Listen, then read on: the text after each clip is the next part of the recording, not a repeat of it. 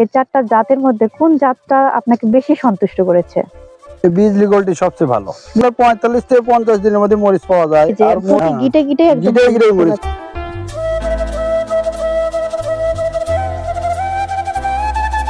আসসালামু আলাইকুম দর্শক বন্ধুরা, দেখতে পাচ্ছেন আমরা এখন একটা জমিতে দাঁড়িয়ে আছি। এখানে শুধু একটা মরিচের জমি না, আশেপাশে যত দূর চোখ যাচ্ছে শুধু মরিচের জমি আর মরিচের জমি। বর্তমানে শীতকালীন মরিচ চাষের জন্য আমাদের আমি যে জায়গাটাতে এসেছি এলাকার অধিকাংশ কৃষক ভাইরা কিন্তু মরিচ চাষের প্রতি খুবই ঝুঁকে থাকে শীতকালে।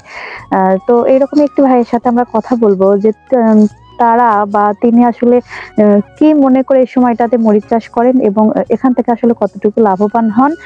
তার পাশাপাশি তার কাছ থেকে যদি আমরা আরো অন্য কোনোভাবে পরামর্শ পেতে পারি, যাতে আপনাদের বা আরো যারা মরিচ চাষী কৃষক আছে তাদের যদি কোনো ভালো পরামর্শ আরো পাওয়া যায়, তো সেটাই আমরা দেখবো যে ওনার সাথে আমরা কথা বলবো, দেখি উনি কি ওনার সাথে কথা বলে আমরা কি ইনফরমেশন পাই। তো আসসালামু আলাইকুম ভাইয়া, আপনার নামটা? ওয়ালাইকুম সালাম, আমার নাম মোহাম্মদ বাদন। বাদন ভাই, আপনাদের এই এলাকাটার জায়গাটার নাম কি? পলগাছা। এটা কি পলগাছা গ্রাম? হ্যাঁ। এটা কোন ডিস্ট্রিক্ট, কোন উপজেলাতে? এটা আমাদের শাহজাহানপুর থানা, গোয়াইল ইউনিয়ন। শাহজাহানপুর থানা, গোয়াইল ইউনিয়ন। তো ভাইয়া, আমি যে আপনার মরিচের জমিতে এসেছি, এই মরিচের জমিতে আসলে এখানে জাতটা কি কি মরিচ চাষ করেছেন আপনি? এই মরিচ হচ্ছে বিজলি গোল্ড 2020। বিজলি গোল্ড 2020। আপনি কি শুধু বিজলি গোল্ড 2020 জাতটাই চাষ করেছেন, নাকি আরো কোনো মরিচ পাশের জমিতে দেখলাম যে কোনো মরিচ সাদা, কোনোটা লম্বা, হ্যাঁ বিভিন্ন ধরনের জাত দেখলাম। তো আসলে কি বিভিন্ন ধরনের জাতই, নাকি সবগুলোরই একই রকম জাত? না না, জাত আছে। আমি লাগাছি সান্ডব, লাগাছি নিউ প্লাস, লাগাছি আর বিজলি। সান্ডব, নিউ প্লাস, বিজলি আর বিজলি গোল্ড। তো আপনি যে ৪ প্রকার জাতের কথা বললেন, এই ৪টা জাতের মধ্যে কোন জাতটা আপনাকে বেশি সন্তুষ্ট করেছে? বিজলি গোল্ডটি সবচেয়ে ভালো। বিজলি গোল্ড ভালো না? কি দেখে ভালো আপনি বুঝতে পারলেন যে এটা আসলেই ভালো? এটা ভালো এটা এই গাছটা হওয়ার পরেই বেশি হলে ৪৫ থেকে ৫০ দিনের মধ্যে মরিচ পাওয়া যায়। আর মরিচটা এত ব্যাপক মরিচ ধরে যা ধারণার বাইরে। এই যে প্রতি গিটে গিটে মরিচ, কিন্তু উপর থেকে আপনি একটা বুঝতে পারবেন না এই জমিতে মরিচ আছে। দেখছেন খালি মরিচ আর মরিচ গাছে। দেখছেন কিনা, শুধু মরিচ ছাড়া কিছু দেখা যাচ্ছে না। মাশাআল্লাহ, এরকম প্রায় প্রতিটা গাছে একই অবস্থা। হ্যাঁ, একই অবস্থা। এই দেখেন সবগুলো একই অবস্থা। মাশাআল্লাহ, অনেক ভালো। এবং উপরে দেখেন ফুলের আগাটাও বন্ধ হয় না। মরিচ যে ধরে যে আগাটাও বন্ধ হয় না।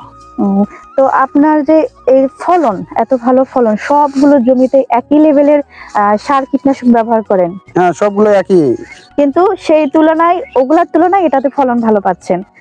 ফলন ভালো গাছটা কুঁকড়ি নাই, ব্যারাম বেদি কম, এই জন্য ভালো। আর মরিচটা ধরে ভালো, বাজারে বেচতেও ভালো, বাজারে চাহিদা ভালো। মনে করেন যে যদি বিজলি বা সান্ডব, তার চেয়ে মনে করেন ৫০০-৬০০ হাজার টাকা দাম বেশি থাকে। আর আলহামদুলিল্লাহ অনেক ভালো।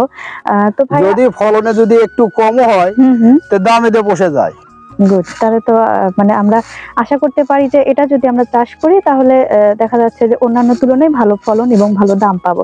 তো ভাই, আপনি আমাদের দর্শকদের উদ্দেশ্যে বলবেন যে আপনি আসলে কিভাবে এই গাছগুলো পরিচর্যা করেন? পরিচর্যা তো আমরা সেভাবে করি না।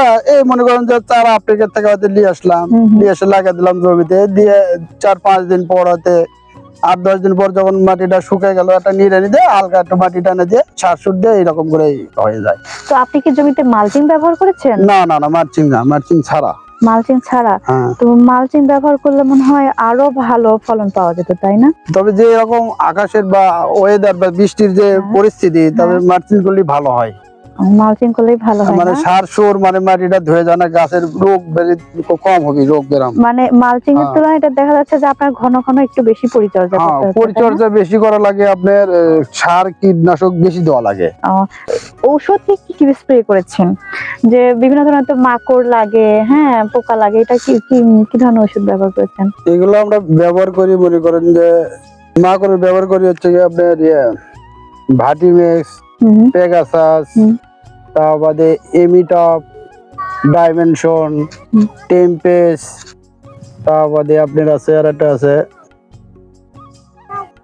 এসিমিটা এগুলো ব্যবহার করি। আর মনে করেন যে কনফিডার, মানে এগুলা কি এক একবার এক একটা ব্যবহার হ্যাঁ করেন? এক বারে দিই, একগুলো সবগুলো তো একসাথে দেওয়া যাবে না। হুম, হুম, এগুলো একটা ব্যাস মিল করে দিই। তারপরে আপনি লিকারের মধ্যে আপনি ডিল, হুম।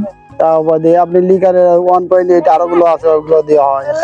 তো ভাই আপনি যে এত এত কীটনাশকের কথা বললেন, আম, আসলে আমার মনে হয় এতগুলো কীটনাশক যদি আপনি ব্যবহার না করে গাছের যখন দেখবেন যে গাছে মাকড় লাগছে বা গুড়ি পোকা যেটাই বলেন না কেন, গাছের পাতা হালকা কুকড়িয়ে যাচ্ছে, তখন থেকে যদি আপনি একটি মাত্র ওষুধ, নাম হলো ম্যাট্রিক্সিন, এই ওষুধটা যদি ব্যবহার করেন, আজকে ব্যবহার করলেন পরিমাণ মতো, তার 3 দিন পরে আবার ব্যবহার করবেন।